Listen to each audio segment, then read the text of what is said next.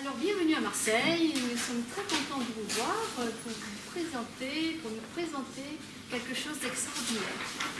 Nous sommes invités par le Centre Flegg et nous sommes très contents vous allez nous présenter donc ce diaporama concernant les Ketubot de la communauté juive de Tunisie et d'origine livournaise.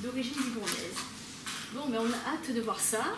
Nous avons pris un petit peu de retard, mais ce n'est pas grave, et nous allons rattraper cela. Et je vous laisse donc la parole pour cette première partie avec donc Alain Nedjar. En seconde partie, je vous dirai la suite, et ce sera entrecoupé d'un petit brunch. Donc, je vous laisse la parole. Parfait, je vous remercie. Donc, je m'appelle Alain Nedjar, je suis d'origine juive tunisienne et également d'origine livournaise par ma mère qui s'appelait Douani Calvo et Lepaz. Dans le cadre des recherches que nous avons effectuées au cercle de généalogie,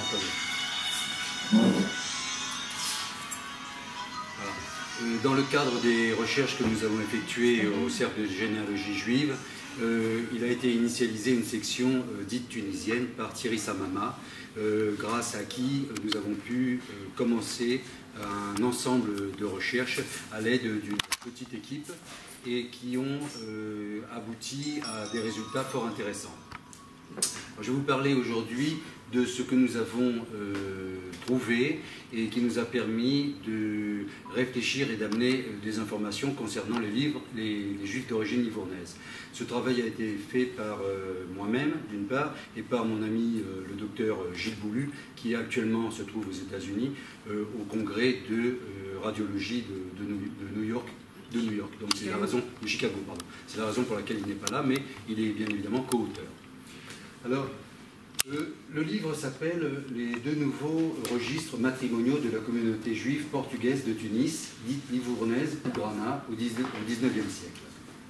Comme vous le savez, ce que l'on appelle les granas sont des juifs d'origine de Livourne, qui habitaient en Tunisie, mais qui ont été appelés les granas par les Arabes eux-mêmes et par les juifs tunisiens également. Le mot grana vient du nom de Livourne, qui en espagnol s'appelle Legornes et en anglais Legorn. Et la transformation de ce mot en arabe s'est transformée au mot de grana, qui est gorni au pluriel. Les Juifs de Livourne sont partis de Livourne et se sont installés progressivement dans la ville de Tunis. Mais ils sont... Alors, il n'y avait pas d'informations auparavant concernant ces Juifs d'origine livournaise. Il y avait eu des études qui avaient été faites par Isaac Avrahami, qui avait commencé à parler de la communauté dite portugaise de Tunis. Cette communauté, comment dirais-je, il y avait eu des documents qui avaient été retrouvés et traduits par le rabbin El Haïk et que Isaac Avrahami a récolté. Il avait commencé à faire un travail sur ces livres, après sur ces documents. Voilà les registres dont on va parler. Les registres de la communauté portugaise de Tunis étaient au nombre de 10. Les 10 registres ont été perdus. Les Livournais, lorsqu'ils sont arrivés en Tunisie, avaient amené avec eux leurs habitudes, et notamment celle d'enregistrer les mariages, donc les ketubot, de les enregistrer dans des registres. Ils ont écrit 10 registres. Les 10 registres ont été perdus, mais il y a quelques années, on a pu en retrouver 3.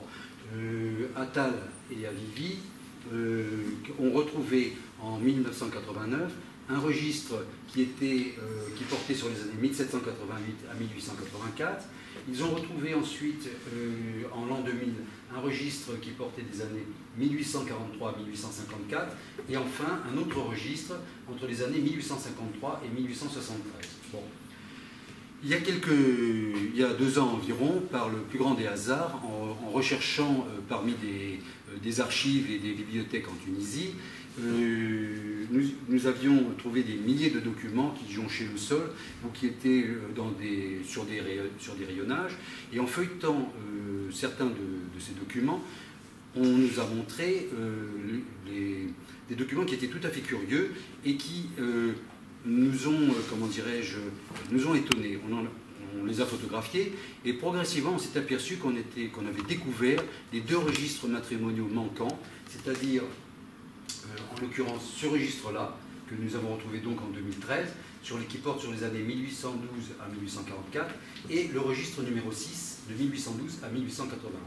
Tant et si bien que entre les informations qui avaient été retrouvées ici et nos informations qui sont ici, nous avons pu reconstituer la généalogie de tous les juifs tunisiens d'origine livournaise entre 1788 jusqu'à 1881. Donc ça représente 97 années complètes d'études, si vous voulez, possibles de la généalogie des juifs tunisiens. Ceci n'était absolument pas possible avant. Dès que l'on faisait des recherches pour faire sa généalogie, on était bloqué, on n'avait pas d'informations du tout. Bon, grâce à cela, il est évident qu'on a révolutionné les possibilités, puisqu'on a retrouvé un très grand nombre de ketubot. Vous voyez qu'il y avait ici 527 ketubot, 429 ketubot, 233, 930, 234, si vous voulez, ce qui représente 2353 ketubot, et 2353 ketubot, cela signifie un nombre de personnes qui est pratiquement de 10 000 personnes, puisque vous avez l'époux, le père de l'époux, la mariée, son père, et également des témoins. Donc ça représente un très très grand nombre de personnes, et bien évidemment ça facilite les études généalogiques. Alors, il y a eu, donc je vous avais parlé donc, des livres de Attal et de Avivi, qui travaillaient à l'Institut Ben-Zvi en Israël. Ils avaient donc retrouvé ces ketubot et avaient écrit à l'époque, excusez-moi, 2 livres. Il y avait ce livre qui concernait le registre numéro 2 et le registre numéro 5, et vous aviez ce livre-là qui concernait le registre numéro 4. Alors, ces livres étaient des livres qui ne faisaient que lister le nom, le prénom des époux. Donc c'était un livre, je dirais, un petit peu squelettique. Il y avait simplement le nom, les prénoms, les dates de mariage, quelques renseignements, mais c'était assez maigre dans la mesure où les traductions étaient déjà assez difficiles, et Attal et Avivi se sont cantonnés surtout à lister pour le moment les ketubot, les mariages. Les livres que nous avons découverts en Tunisie, donc, les voici. Vous aviez ce registre, qui est le registre numéro 3, et le registre numéro 6, qui date de 1872 à 1881. Nous les avons retrouvés dans cet état. Il faut savoir que c'est des livres que nous avons découverts parmi des milliers de documents. Et en feuilletant les documents, à un moment donné, par Internet, on nous a montré ces livres, et c'est à ce moment-là qu'on s'est posé la question, on s'est dit, mais c'est tout à fait curieux, mais quelle est la date de ces documents? Et en traduisant 1 ou 2 pages, en regardant, si vous voulez, la date de ces documents, on s'est dit, mais on est tombé sur les registres manquants. C'était un grand moment d'émotion, parce qu'on y croyait à peine. Il faut savoir que ces registres avaient été perdus depuis plus d'un siècle. Personne ne les avait. On ne savait pas où ils étaient. Donc c'est un peu de nez et un peu de hasard mélangé qui a fait qu'on a retrouvé ces registres. Alors quand on compare le livre de Robert Attal et notre livre que voici, le livre de Robert Attal, vous pouvez voir ici, comme ce que je vous ai dit, vous aviez la date du mariage, le nom des époux, vos signatures, soit de l'époux lui-même, ou soit des rabbins ou des témoins. Et c'est tout ce que nous avons dans les livres de Robert Attal. Dans notre livre, la grande différence est celle-ci, c'est que le Cercle de généalogie juive, depuis quelques années, a fait des recherches tout azimut, c'est-à-dire des recherches aussi bien à Livourne que dans les registres d'état civil de Tunisie, les archives diplomatiques de Nantes ou les archives diplomatiques de la Courneuve, également les relevés du cimetière du Borgel. Bref, un très grand nombre, si vous voulez, de recherches, lesquelles progressivement nous ont permis, au lieu de garder, si vous voulez, un squelette, si vous voulez, d'informations, ça nous a permis d'enrichir chaque mariage, de l'enrichir de l'histoire de chaque famille, quand il y avait bien évidemment des renseignements qui existaient. Parce que des fois, des familles n'ont pas, je dirais, suffisamment de notoriété pour avoir des informations ou des archives existantes. On a par exemple ici l'exemple de cette famille, la famille Moreno. Eh bien, nous avons pu retrouver que pour cette famille, le marié Raphaël Jaime Moreno était banquier, négociant, président de la Chambre de commerce italienne. Il figure sur la liste de notables de la communauté portugaise de Tunis. Son père Araon était un important négociant italien et la mariée était une fille du grand rabbin des Livournais, Judas de Nathan Lévi Ashkenazi. Alors, bien évidemment, dans l'Ancien Livre, tout ce type d'informations n'existait pas. Et ces informations n'étaient pas disponibles. Il a fallu que le CGJ, si vous voulez, sous l'impulsion de Thierry Samama, aille dans des lieux de recherche, et c'est ce que nous avons fait avec une équipe au départ d'une vingtaine de personnes, mais surtout concentrée sur environ 5-6 personnes. Nous avons fait ces recherches-là depuis, je dirais maintenant, depuis plusieurs années, en y consacrant de très nombreuses heures quotidiennes, mais le résultat, c'est celui-là. Donc, vous voyez ici une des pages de registre. Vous voyez également, par exemple, un autre exemple de Lévi Ashkenazi là, où on informe que les mariés sont 10 cousins germains. Ce sont les petits-enfants du grand rabbin des Livournais, Judas de Nathan Lévi, et on retrouve... Bon, bref. Dans le livre que vous allez voir, vous avez tous ces renseignements, et ça permet à ce moment-là de rebondir sur l'histoire de vos familles, de toutes les familles d'origine livournaise. Alors, c'est ce que je vous disais tout à l'heure. Nous avons donc retrouvé 5 registres matrimoniaux en tout. Les sources qui nous ont permis de compléter les informations, c'était l'état civil de Tunisie, que l'on retrouve maintenant dans la base Bécane du CGJ, c'est-à-dire que les membres du CGJ ont accès à une base dans laquelle vous avez tout l'état civil de la Tunisie de 1886 à 1913. C'est très important, car ce sont pratiquement 24 000 actes qui ont été relevés. Et les 24 000 actes, si vous voulez, signifient pratiquement au moins 50 000 personnes dont on parle, si vous voulez, sur ces actes. 100 000 personnes dont on parle sur ces actes. C'est très très important et ce relevé n'avait jamais été fait. Il faut savoir que lorsqu'on relève les registres d'état civil, c'est un registre global où les juifs, les chrétiens, les arabes sont mélangés. Donc il a fallu, si vous voulez, lire environ 120 000 actes de toutes sortes et sur les 120 000 actes, nous avons relevé 25 000 actes concernant les seuls juifs. Donc c'était un travail bien sûr considérable, d'autant que c'était manuscrit et d'une écriture, je dirais, fort peu lisible parfois. Et sur microfilm. Et sur microfilm. Alors il y avait également le relevé du cimetière du Borgel à Tunis. Nous avons relevé toutes les tombes du cimetière du Borgel et traduit également des tombes qui étaient aveugles, qui n'étaient écrites qu'en judéo-arabe ou en hébreu.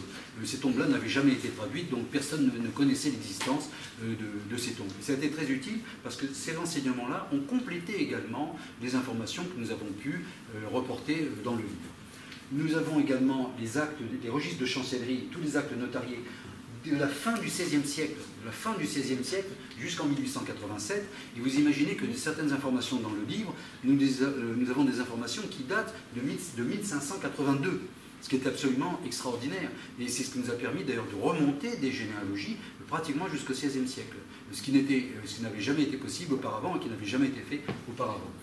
Et enfin, et pas le moindre, l'état civil de Livourne. L'état civil de Livourne entre 1806 et 1865. L'état civil de Livourne comportait environ 14 000 actes.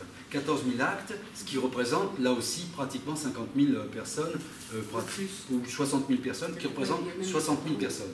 Donc, si vous voulez, entre les noms que nous avons relevés au cimetière, à la chancellerie, dans les états civils de Tunisie, l'état civil de Livourne, etc., ce sont des centaines de milliers de noms que nous avons relevés et qui nous ont permis progressivement d'avoir la base d'informations pour faire les recherches généalogiques. Ceci n'avait jamais été fait auparavant.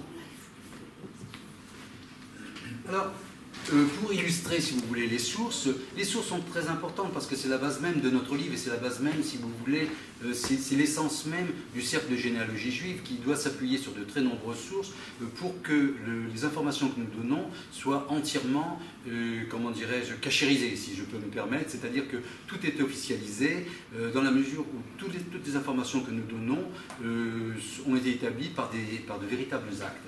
Vous voyez ici tout ce que nous avons relevé, les affaires civiles, le relevé de passeports, les ketubot, les correspondances consulaires, le cimetière du Borgel, des actes notariés, des papiers de l'argent autrichienne, enfin, d'une énorme quantité de documents qui étaient pas toujours d'ailleurs à disposition. Il a fallu y réfléchir et les trouver, mais ce sont toutes ces informations qui, réunies au CGJ, nous permettent au CGJ de devenir une véritable banque de données, un incontournable de la généalogie juive tunisienne, entre autres.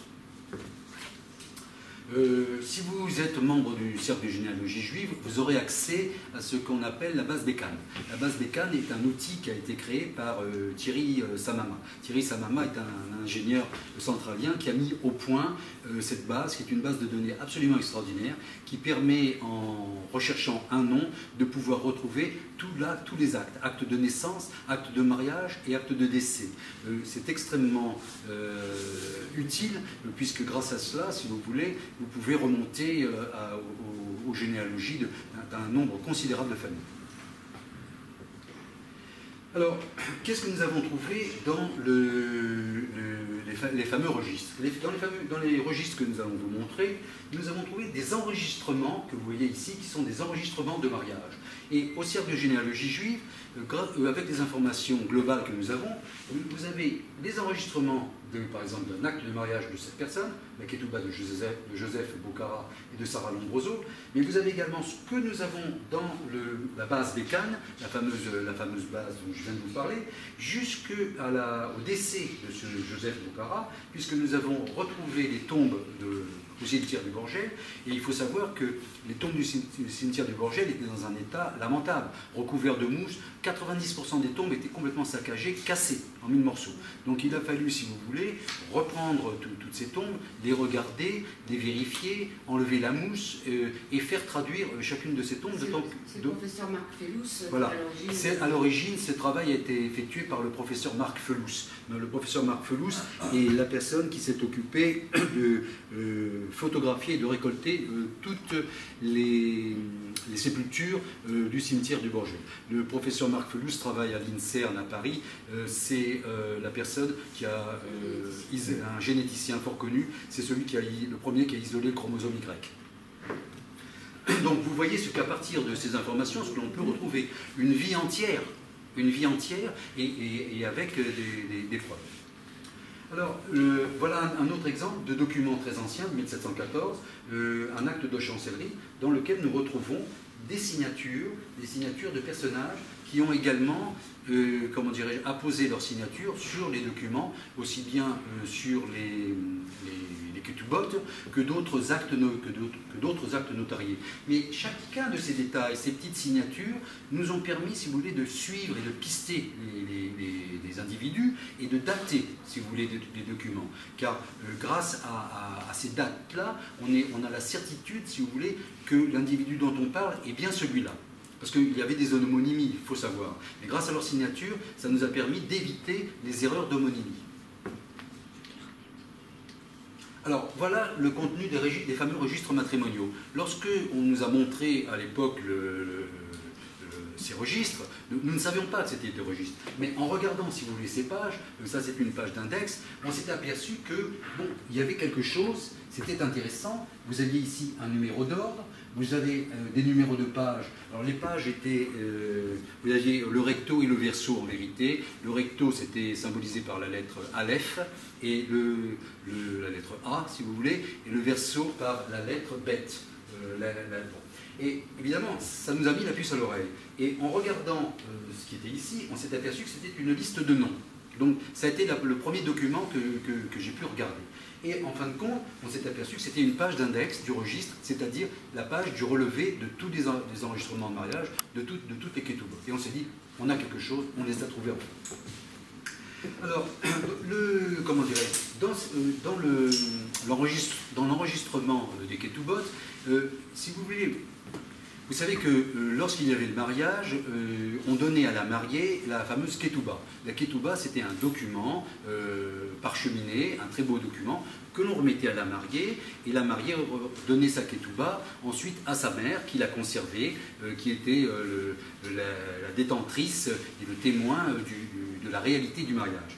Mais le contenu de la ketouba était également et ensuite inscrit dans le registre. Et dans le registre que vous voyez, voici un enregistrement d'une ketouba. C'était la ketouba de Daniel de Joseph Mendes Osona. Et vous aviez des renseignements intéressants, parce que vous voyez ici, en haut, il y avait des informations qui sont ici la paracha de la semaine. Et ta postérité sera comme la poussière de la terre. Alors c'est une section, ce qui s'appelle un péricope, qui, si vous voulez, précise la date du document. C'est-à-dire que cette seule indication qui est ici vous donne finalement, grâce au fait que l'on sache ce qu'est la paracha de la semaine, vous date le document. Donc on trouve des informations intéressantes. Vous avez également une autre information ici. Vous avez, après que le mariage ait été effectué, si vous voulez, quelques années après, vous aviez par exemple, l'épouse a été décédée en 1826, et à ce moment-là, on inscrivait une autre mention qui indiquait la restitution d'une partie de la dot après le décès de l'épouse. Autrement dit, si vous voulez, le registre était une véritable fiche suiveuse de la vie d'une personne. Vous aviez l'information du mariage, et vous aviez également d'autres informations qui étaient écrites a posteriori. Donc c'est très intéressant puisque ça donne la vie de la personne. Alors, voici, pour venir directement au sujet, voici ce qu'est une ketouba livourno-tunisienne. Alors la ketouba livourno-tunisienne, voilà le document original qui était donné à la mariée. Et la ketouba livourno-tunisienne avait une particularité. La partie de droite qui est ici était la recopie, la partie de droite qui est ici était ce qui était copié ensuite sur le registre. C'est-à-dire le registre était la copie conforme, et si vous voyez les signatures qui sont ici, vous avez Salomon Haïben Baron, vous avez la signature d'un rabbin qui est ici, et la signature d'un parnasse, c'est-à-dire d'un représentant de la communauté qui est ici. Donc tout ce que vous avez dans cette partie droite était recopié dans son intégralité dans le registre. Mais à l'inverse des ketouba précisément tunisiennes, la ketouba livourno-tunisienne avait une particularité. C'est comme vous l'observez là, il y avait une deuxième colonne. Et cette deuxième colonne, c'était en réalité ce que l'on appelait les fameuses conditions, ou les fameuses takanot, les ténaïm, les conditions, et qui étaient issues des takanot de Tolède. C'est-à-dire que ces conditions-là étaient des normes qui permettaient de protéger la femme. Ces conditions n'existaient pas chez les Tunisiens. Ce sont les Juifs d'origine livournaise qui ont ramené d'Espagne et du Portugal leurs habitudes, si vous voulez, d'avoir rajouté des conditions qui permettent, qui assurent la protection de la femme, notamment en matière de polygamie. Il faut savoir qu'en Tunisie, il existait encore une certaine polygamie, ça n'existait plus avec les Livournais, et progressivement, évidemment, la polygamie a disparu en Tunisie. Mais c'était des mentions qui étaient bien écrites dans les ketouba. Une ketouba tunisienne, proprement dite, ce n'était que ça. Vous n'aviez que cette partie-là. Alors, vous remarquerez le style de la ketouba tunisienne. C'est un style, si vous voulez, qui est néo-mauresque. Vous avez des arcs outrepassés, si vous voulez, dans un style oriental, et on retrouve cela, bien sûr, dans l'Afrique du Nord, avec des motifs floraux, sans autre fioriture, sans autre décoration. C'était des ketouba assez simples. Il faut savoir qu'on n'a retrouvé que 3 ketoubots seulement originales, d'origine livourno-tunisienne, et pas d'autres. Sur les milliers de ketoubots, c'est les seuls que l'on a pu retrouver et qui sont actuellement en Israël. Alors ce qui était absolument extraordinaire, c'est que dans les relevés que nous avons fait des registres de ketoubots, nous avons trouvé le relevé correspondant à la ketouba elle-même, ce qui est très rare. Et nous en avons trouvé 3 en tout et pour tout. Mais c'était formidable que nos livres, justement, correspondent à ces originaux. Alors, voilà les fameuses... là, vous avez ici les fameuses 4 conditions qui sont relevées ici dans un autre registre qui avait été relevé par... excusez-moi, par Avrahami et Robert Attal, et ils avaient inscrit déjà dans leur livre ces fameuses takanot, ces fameux ténaïm, si vous voulez, parce que c'était assez rare finalement de les retrouver recopiés dans le livre, mais c'était assez important pour qu'il en parle.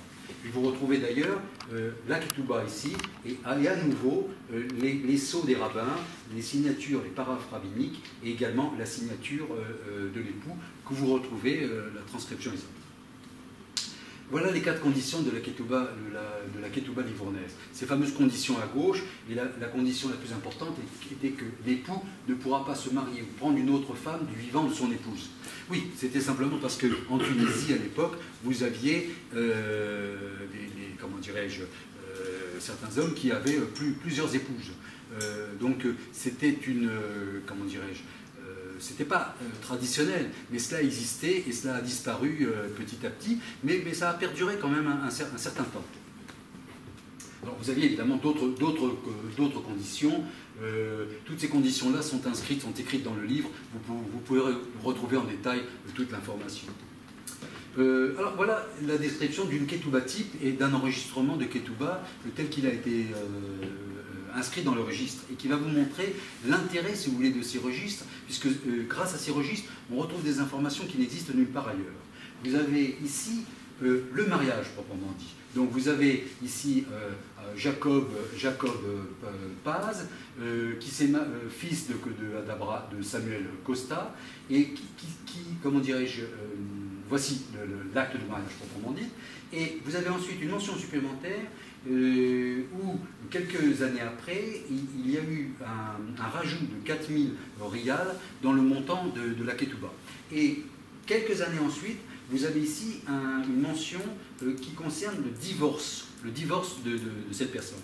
Donc, si vous voulez, c'est ce que je vous disais tout à l'heure, l'enregistrement de la ketouba est en soi-même une fiche suiveuse. Et elle permet de tout comprendre, si vous voulez, toute l'articulation de la vie d'une personne, de son mariage jusqu'à son décès ou jusqu'à son divorce. Et ces mentions-là n'étaient écrites que dans le registre. D'où l'importance. Alors bien évidemment, nous avons dû déchiffrer de nombreux mots tels que vous voyez ici, parce que tout ce que vous voyez là est écrit dans un hébreu assez difficile. Il s'agit d'un hébreu cursif, c'est-à-dire minuscule, mais qui avait une particularité, c'est l'hébreu cursif séfarade, dit ma'alak, c'est-à-dire une écriture suspendue. C'est un hébreu qui est particulier. L'hébreu qui est utilisé en Israël, l'hébreu cursif et les cursifs ashkénazes. Et donc en Israël, on ne retrouve presque plus personne qui sache lire l'hébreu cursif séfarade. Et il a fallu donc retrouver des personnes, et j'en ai retrouvé fort heureusement dans des yeshivas ou dans des synagogues, qui m'ont aidé, si vous voulez, à traduire cela. Lorsque nous avons découvert les ketubot, nous les avons fait traduire d'abord en hébreu carré, puisqu'on n'arrivait pas à les lire. On les a fait traduire en hébreu carré. De l'hébreu carré, on les a traduits en hébreu en français. Bon, en français approximatif.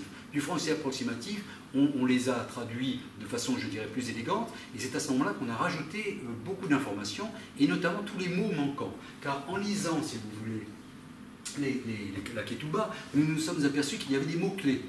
Et donc, dans les mots-clés, il y avait des mots, par exemple, comme le mot la veuve, les mots comme le défunt, comment dire, le médecin, Arofé, qui est ici, le mot juge, le sage, renommé. Toutes ces informations-là n'étaient pas précisées dans nos traductions. Et c'est progressivement que nous avons traduit nous-mêmes. Il faut savoir que le docteur Giboulu, qui est mon co-auteur, est un médecin radiologue et qui a fait sa thèse à l'époque sur les médecins égyptiens de l'Antiquité.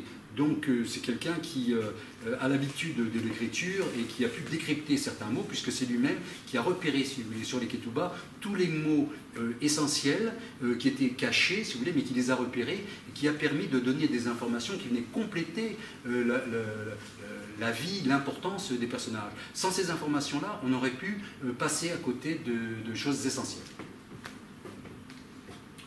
Alors les signatures, les ketubot étaient signées. Elles étaient signées par l'époux. Au début, la plupart des signatures étaient en caractère italien, en caractère latin. La signature était écrite tantôt en portugais, tantôt en espagnol, tantôt en italien, tantôt un mélange de portugais, d'espagnol et d'italien. Vous voyez ici par exemple la signature de Jacob Vita, dit David Costa Novio. Dit c'est en italien et Novio c'est en espagnol ou en portugais. Excusez-moi.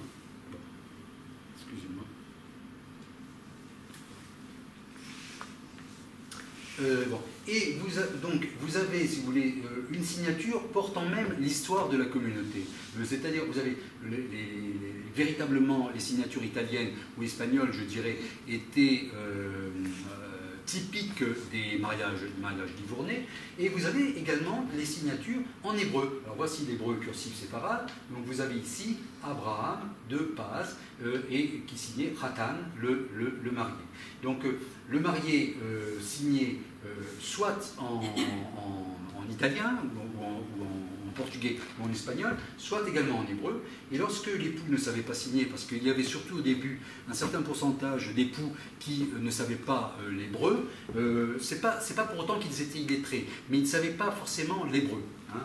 Et donc, la mention, et comme l'époux susmentionné ne sait pas écrire, il m'a demandé de signer pour lui, c'était un rabbin qui reprenait, si vous voulez, cette mention-là, et qui le précisait. Alors ça a une importance parce que, d'un point de vue statistique, lorsque tantôt c'était écrit en caractère latin, tantôt en hébreu, comme le pourcentage de signature, de mode de signature a changé.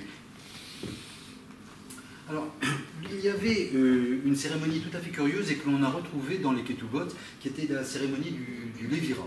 Vous savez que lorsque une femme avait son époux qui mourait, qui était décédé, elle pouvait demander à son beau-frère de l'épouser. Donc elle lui demandait d'épouser et le but était de perpétuer le nom de la famille de l'époux. Et si le beau-frère refusait, à ce moment-là il y avait une cérémonie qui était une cérémonie qui consistait, qui était la cérémonie du déchaussement, qui consistait à ôter la chaussure de l'époux et la chaussure du beau-frère, et l'épouse veuve crachait par terre en disant à son beau-frère, c'est comme cela que l'on fait lorsque on ne perpétue pas le nom de sa famille. Donc c'était une marque de colère, mais souvent les femmes à l'époque épousaient leur beau-frère. C'était une tradition juive, judéo-orientale, et même, comment dirais-je, que l'on retrouvait chez les Italiens, qui a perduré et qui, évidemment, maintenant n'existe plus, mais on en a trouvé la trace dans les Ketubot. Alors vous voyez, c'est tout à fait intéressant, vous voyez la chaussure. Et au musée d'Israël, nous avons retrouvé d'ailleurs une chaussure, la Halitza Chou, qui datait du 19e siècle, qu'on a retrouvée au musée d'Israël. Dans la Ketouba, vous avez des renseignements tout à fait intéressants, indépendamment du mariage lui-même, des dates et du nom des époux. Vous pouviez trouver de temps en temps tout le montant de la dot, avec tous les mouchoirs, les draps, tout ce qu'apportait la mariée. Donc c'est assez intéressant, mais en vérité, comme la ketouba était de redonner ensuite à la mère de l'épouse, ça permettait de garder, si vous voulez, l'information en cas de litige. Et on l'a retrouvé dans certaines des ketubas. C'est assez rare. Voici parmi les signatures, vous avez une signature d'un Parnasse, qui était un gouvernant de la communauté. Vous remarquez que la signature est ici en caractère latin. Vous avez ici un paraphe. Il s'agit d'un paraphe d'un rabbin. Alors les rabbins avaient l'habitude de signer d'une manière tout à fait particulière. Ils signaient avec une calligraphie très originale qui leur permettait de donner au document une authentification. Et les rabbins signaient non seulement des documents de mariage, mais également signaient des actes notariés de toutes sortes. Et quand ils signaient, si vous voulez, leur signature faisait, comment dirais-je, était comme... faisait foi. Faisait foi. Donc c'était comme un sceau, si vous voulez. Voilà une signature de rabbin. Alors ça c'est très important et c'est très intéressant. Voilà la signature à nouveau du marié, donc Salomon Haïben Baron, Khatan, ici qui est le marié. Alors le paraphe des rabbins notaires. Les rabbins qui signaient apposaient leur paraphe. Et vous voyez que c'est assez curieux, c'était des calligraphies tout à fait originales et pour la plupart assez belles. Très difficile à décrypter, le sens était assez, comment dirais-je, avait l'air plutôt caché, mais nous avons effectué des travaux et en lisant plus de 300 à 400 paraphes rabbiniques, progressivement j'ai pu décrypter la signification de tout ce qui était écrit à l'intérieur même, si vous voulez, de ces petits pailleroliers, de ces calligraphies, et également le sens caché qu'il y avait, la symbolique qu'il y avait derrière toutes ces signatures.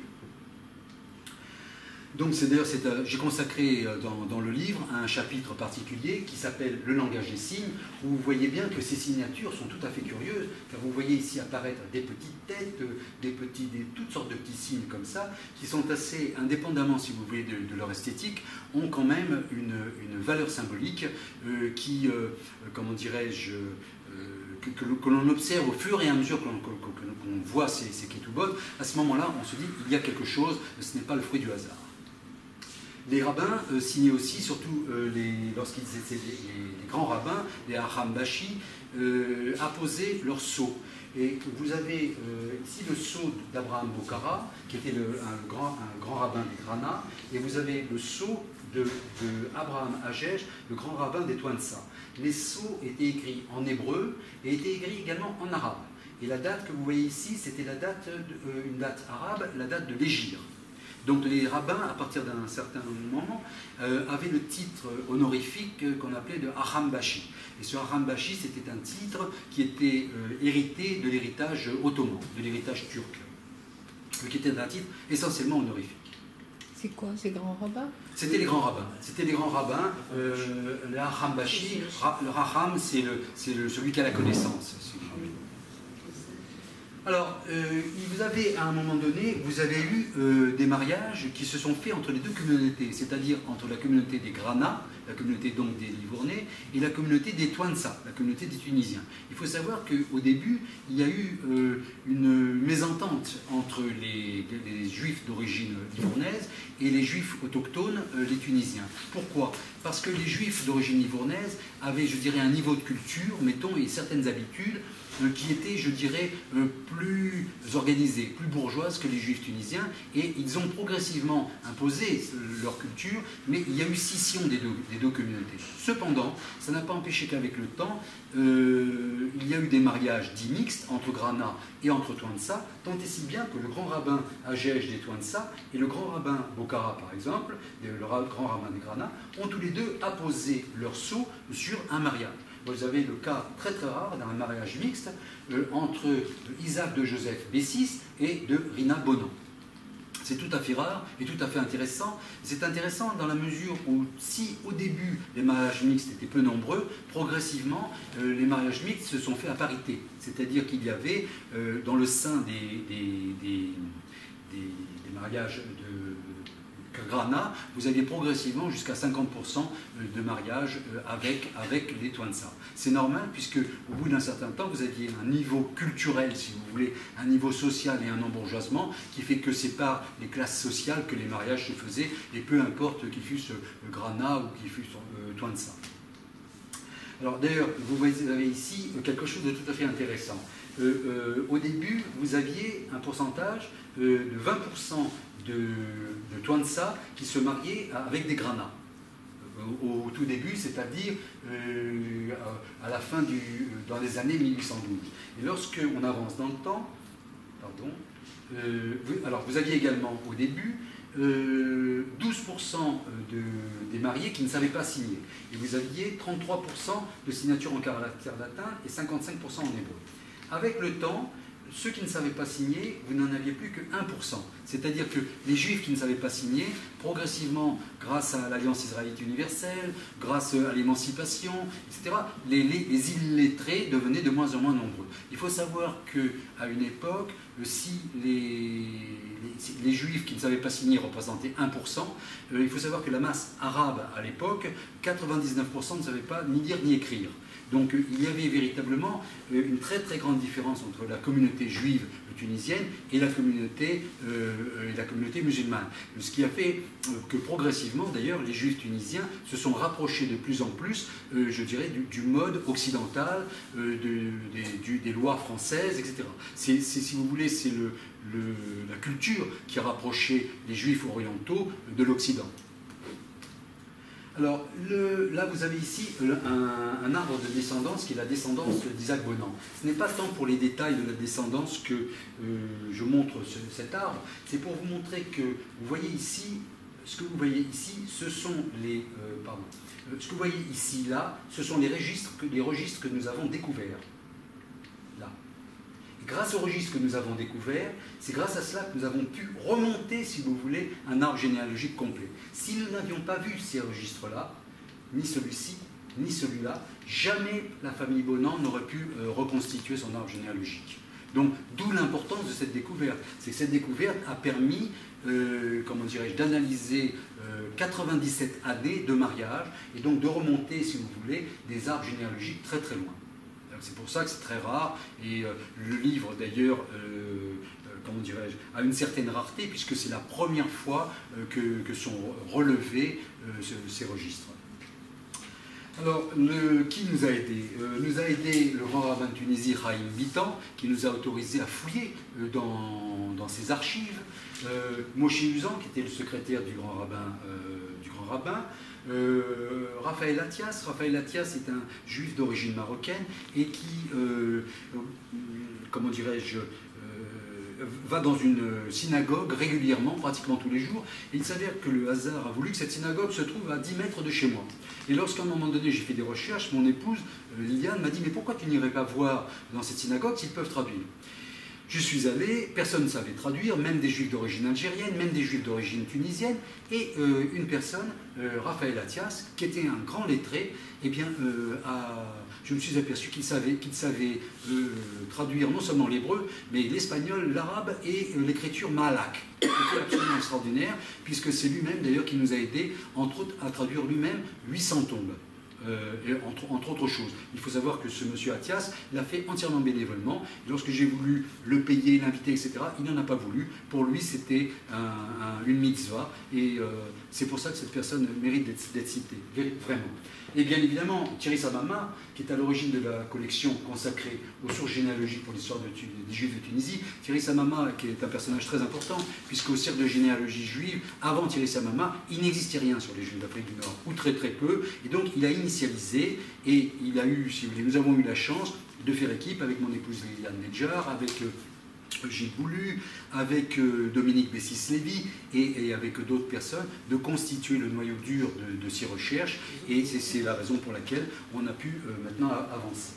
On peut remercier également Pierre-André Meyer, mon épouse, qui ont collaboré à ce travail, et également d'ailleurs ma fille qui s'est occupée de toute l'infographie du livre. Pardon. Donc, Gilles Boulu, dont j'ai transcrit ici le nom en hébreu. Donc, vous avez Gilles Boulu, et donc Alain Nedjar, Aleph, Lamed, Aleph, Resh, Alain Nedjar. Je me suis trompé ici, c'est Alain. Bon, c'est Alain. Donc voilà tous les principaux noms de famille que nous avons pu relever dans ces registres. Et vous remarquerez que vous avez aussi bien des noms d'origine Touansa que des noms d'origine complètement Grana. Et vous avez aussi bien des noms d'origine espagnole, des noms d'origine italienne, des noms d'origine portugaise et des noms d'origine tunisienne.